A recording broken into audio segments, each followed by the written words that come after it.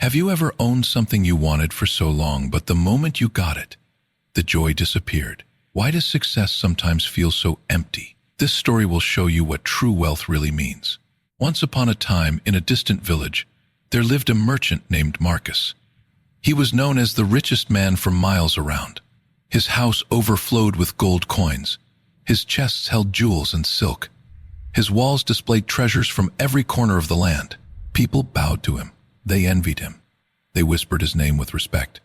But Marcus felt nothing. Every morning he counted his gold. Every evening he locked his doors. He trusted no one. He smiled at no one. At night he lay in his soft bed and stared at the ceiling. His heart felt like stone cold, heavy, empty. He ignored this feeling. He told himself he needed more. One more treasure, one more deal, one more pile of gold. Then he would feel complete. Years passed this way.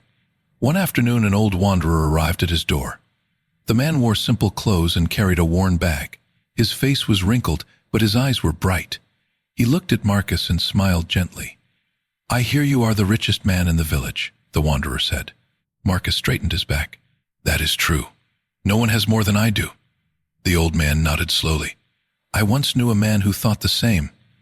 He had mountains of gold, but he died alone, and no one remembered his name." Marcus frowned. "What do you want, old man?" "I want to show you something," the wanderer replied. "True wealth, the kind that never fades." Marcus laughed. "I have seen every treasure. There is nothing you can show me."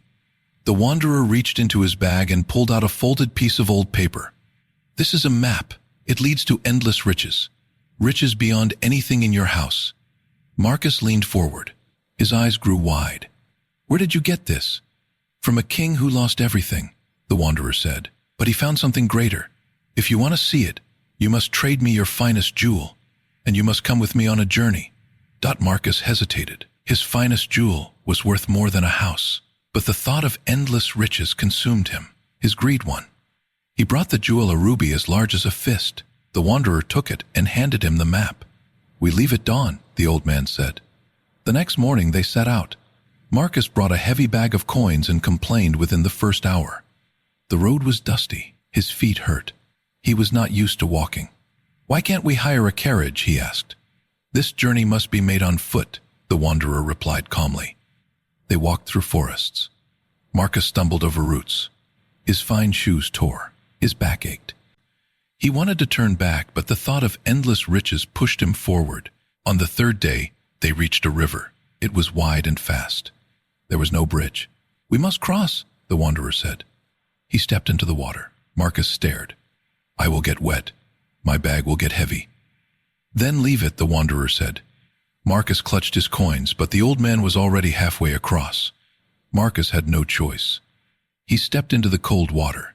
It shocked his skin. It pulled at his legs. Halfway across, his bag slipped. Coins tumbled into the current and disappeared. "My money," he gasped. "Keep walking," the wanderer called. Marcus reached the other side, soaked and shaking. He had lost half his coins. He felt angry. He felt cheated. But something else stirred inside him. Something small and strange. He felt alive. They continued. They passed through villages Marcus had never seen. In one village, a family invited them to share a meal. Marcus wanted to refuse, but the wanderer accepted. They sat on the ground and ate simple bread and soup. The family was poor. Their house had cracks in the walls, but they laughed. They told stories. The children played games. Marcus watched them. He could not remember the last time he had laughed. "You have so little," he said to the father. "How can you be so happy?" The man smiled. "We have each other. We have today. What else do we need?" Marcus had no answer. Days turned into weeks. They climbed hills. They slept under the open sky. Marcus watched sunsets over valleys he had never seen. Colors filled the sky: orange, pink, purple. Something began to crack inside his chest. One evening, they sat by a fire.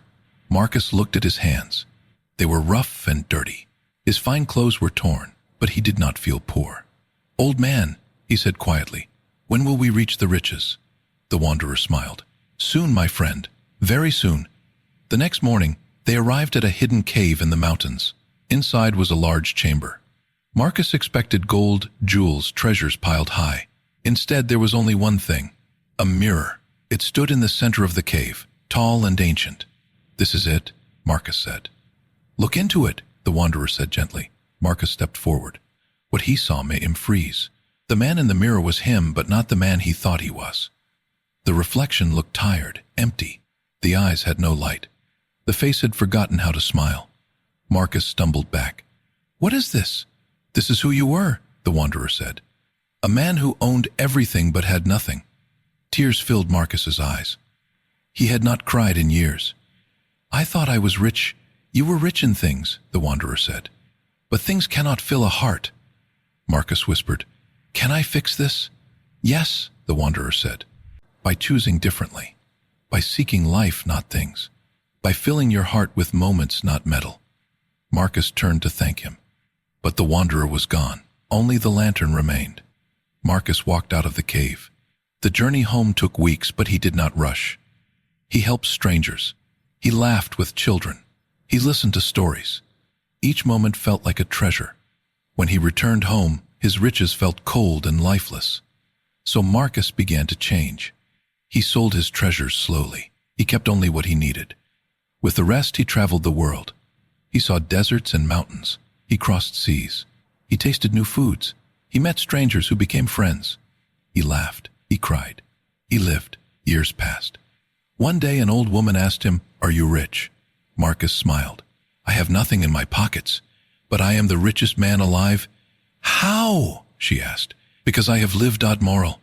True wealth does not come from what you own. It comes from what you experience, what you feel, and how you grow."